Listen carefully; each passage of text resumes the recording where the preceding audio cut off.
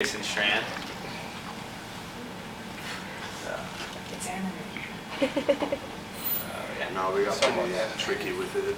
So we started off with 3 project ideas. We want to do an airsoft gun, a remote control car, or something the teacher recommended, which surprisingly we went with what Professor Darwish recommended because we just felt that that was easier and would be just more beneficial to us. So this is my part. It's a tool post assembly. It was, fairly difficult. We started off with 5 members. We have 3 assemblies all together. We started off with 5 members. Now we only have 3, 2 dropped. And but this was my part that I did. So this is Jasen's part. It was a bolt tightener assembly, and then your part was it was a part of a clamp stop, but this individual assembly goes on the off the drawing that Professor Darwish gave us. So.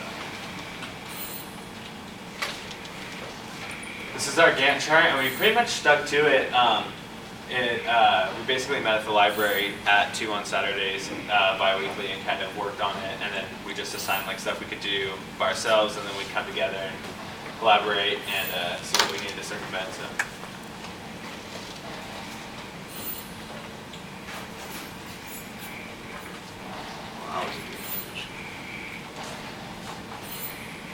Yeah, so basically we just divvied up the work, basically each person got their own assembly, and we did our, and then me and Leslie did 3-hand joint each. So.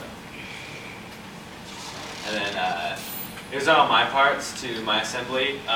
The biggest challenge was going to be the threads until I talked to Professor Darwish, and he said that cosmetic threads were all right for this class, so that saved a bajillion amounts of time. And then everything else,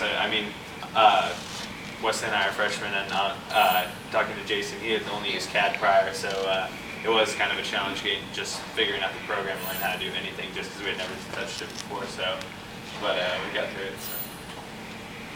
This is you can just keep going. This is just the parts and the drawing. So you have the solid. You need to slow it down. The tool post body was the most complex of my part, and then some of the screws. It's the exploded view of my part, and the simple view. So. And the next is my project that I worked on. 9 parts, pretty complex. I took on a little bit more of a challenge as I couldn't do the hand drawings, which they gracefully did for me. And let's see, the biggest challenge in here was kind of learning new features, because as Ryan said, I'm kind of familiar to the AutoCAD system.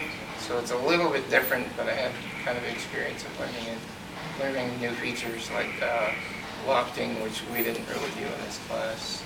And I did successfully come up with threads. It's the most challenging part for me. That led me the most difficulty in this whole project. Again, here's all what I've done. You can see the threading in this picture. And a lot of hidden details in these parts. There's one of the other complex ones.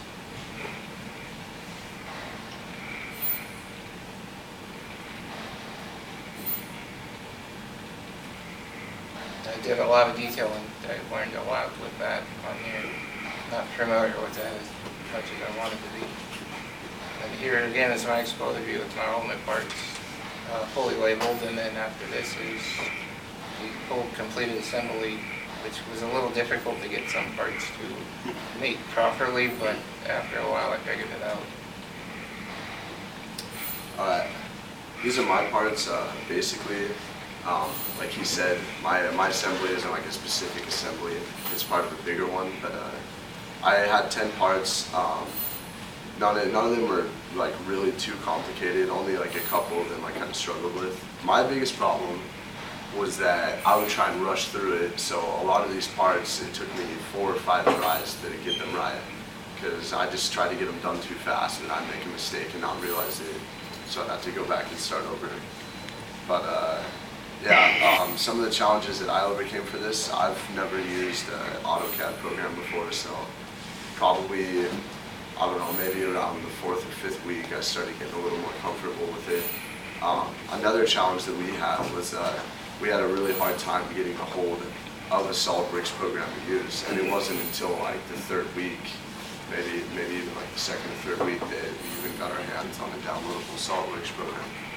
So yeah, so like I said, 10 parts. This is the base, nothing too extraordinary. This is just a clamp bolt that goes through the bottom of the base. This is the hex nut that goes onto the clamp bolt. This is a knurled nut that goes onto a different part. This one was a little more complicated to get the hole going through it. This pad goes onto another nut. The hard part was adding threads to the side of it that's curved.